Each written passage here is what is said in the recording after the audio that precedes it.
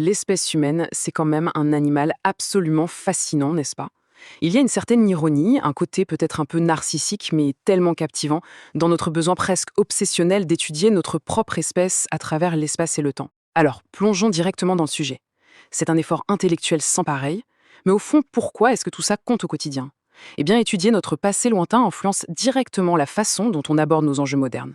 Que ce soit les maladies qui nous touchent, la façon dont notre corps réagit à l'alimentation d'aujourd'hui, ou même les racines profondes de nos conflits sociaux actuels.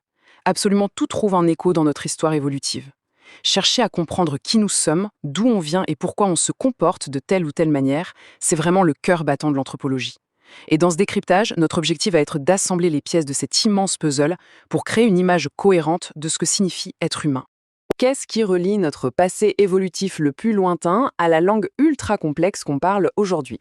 Eh bien, l'étymologie nous offre un super point de départ pour y répondre. Le mot anthropologie tire ses racines de la Grèce antique. Anthropos désigne l'humain et logos fait référence à l'étude. C'est donc littéralement l'étude de l'humain. Cette discipline fondamentale donne une perspective extraordinairement large. Elle aide à comprendre toute la diversité de l'expérience humaine à travers le monde, tout en gardant ce fil rouge, cette continuité biologique et comportementale avec les autres espèces animales qui partagent notre planète. Avoir une définition simple, c'est bien, mais la mettre en pratique, c'est une tâche absolument colossale. Il s'agit de comprendre chaque petit détail de notre évolution, les rouages infimes de notre biologie et l'incroyable variété de nos cultures. Pour mettre les choses en perspective, l'anthropologie étudie aussi bien les outils en os finement taillés de la dernière période glaciaire que les interactions sociales générées par les smartphones qu'on a tous dans nos poches aujourd'hui. C'est un grand écart permanent entre le passé très lointain et le présent immédiat. Le but ultime de tout ça, découvrir comment tous ces éléments interagissent pour façonner notre réalité. Et pour structurer tout ça, on passe à notre deuxième partie, les 4 piliers de l'anthropologie. Et on voit ici brillamment comment la discipline s'organise face à un défi d'une telle ampleur. La recherche se divise en 4 grands piliers pour couvrir l'intégralité de notre existence. Le premier, c'est l'anthropologie biologique qui se concentre sur notre biologie dans un cadre évolutif. Le deuxième, c'est l'archéologie, dédiée à la culture matérielle des groupes humains du passé. Le troisième, l'anthropologie culturelle, étudie les sociétés modernes ou récentes. Et enfin, l'anthropologie linguistique se penche sur le langage et ses interactions sociales. D'ailleurs, le langage est une composante tellement complexe de la cognition humaine, avec ses propres règles d'évolution, que ce domaine ressemble souvent à une science complètement à part entière. Prenons juste un instant pour réaliser l'échelle véritablement vertigineuse couverte par l'archéologie. Sachant qu'une vie humaine moyenne, c'est à peine un battement de cils à l'échelle géologique, ce domaine retrace notre activité sur des périodes littéralement insondables. On parle du comportement de nos lointains ancêtres hominines il y a des millions d'années, on analyse minutieusement des outils de Néandertal vieux de 40 000 ans, un gouffre temporel immense, et on examine des objets d'un passé beaucoup plus récent mais tout aussi riche, comme les fameux vases canopes égyptiens utilisés lors des momifications il y a quelques centaines d'années. Bref, c'est une exploration matérielle captivante à travers le temps profond. Du côté un peu plus moderne, l'anthropologie culturelle et linguistique se concentre sur les subtilités des sociétés actuelles ou d'un passé très proche. Et attention, il ne s'agit pas juste de faire une liste de caractéristiques isolées. Le vrai point crucial, c'est l'interconnexion. Par exemple, comment les tabous ou les religions d'une société vont directement influencer son gouvernement ou même dicter le fonctionnement de son économie. De la même manière, les rôles des genres au sein d'une communauté sont très souvent codifiés par la langue même que l'on parle. Tout est intimement lié, et décortiquer ces fils invisibles, c'est exactement le travail de l'anthropologue culturel. L'anthropologie marie parfaitement le biologique et le social. Mais pour savoir où cette histoire commence exactement, il faut d'abord pouvoir identifier où commence l'humain. Et ça, c'est une mission d'une complexité folle. Le registre des fossiles se présente comme un gradient continu. Imaginons un nuancier de couleurs qui passe très doucement du rouge au bleu.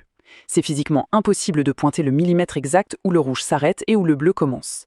Eh bien, c'est exactement la même chose pour l'évolution humaine. Il n'y a pas de ligne de rupture nette, pas de moment magique où nos ancêtres se sont soudainement réveillés humains.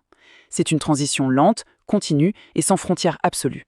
Ce qui est vraiment frappant, c'est de réaliser à quel point la frontière est floue entre nous et les autres primates. Si on compare l'humain moderne au grand singe d'aujourd'hui, nos différences biologiques sont finalement assez minimes. Plus surprenant encore, ces animaux partagent de nombreuses caractéristiques comportementales qu'on croyait jalousement réservées à notre espèce. Ils utilisent des outils de manière très sophistiquée et, faits assez incroyables, ils s'engagent dans de véritables manœuvres politiques. Les chimpanzés, par exemple, forment des coalitions stratégiques, font des alliances de convenance et trahissent leurs rivaux d'une manière qui ressemble à s'y méprendre à nos propres dynamiques électorales. C'est précisément pour démêler cette évolution complexe que l'anthropologie biologique intervient comme la branche empirique, la science dure du domaine. Elle repose sur plein de sous-disciplines fascinantes. La paléoanthropologie mesure la morphologie de nos anciens ancêtres. La primatologie s'intéresse aux primates non humains, un domaine rendu célèbre par des figures comme Jane Goodall. Il y a l'anthropologie médico-légale, super connue du grand public pour son rôle dans les enquêtes criminelles. Et puis il y a les domaines en pleine explosion technologique, comme la paléogénétique.